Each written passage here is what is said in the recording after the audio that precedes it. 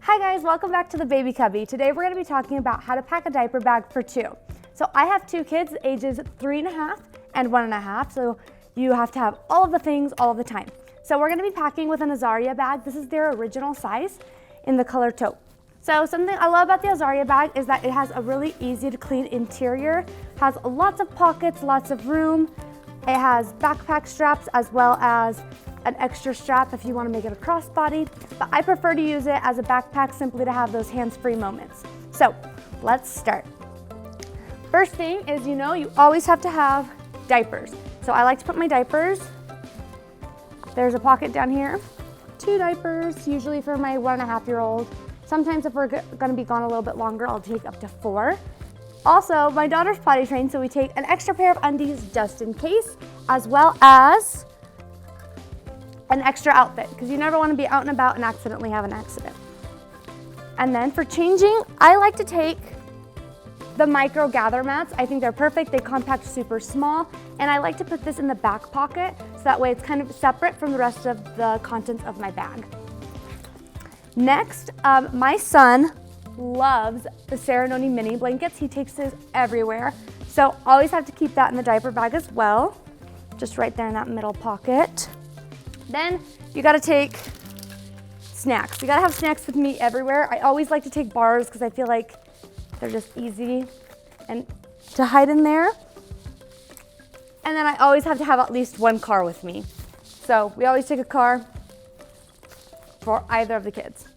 Then we're gonna start packing my things. So that kind of completes the inside of my bag.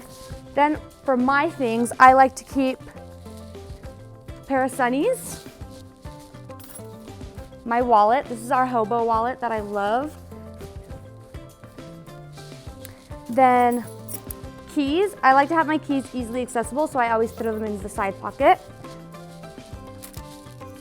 Always have to have pens with me.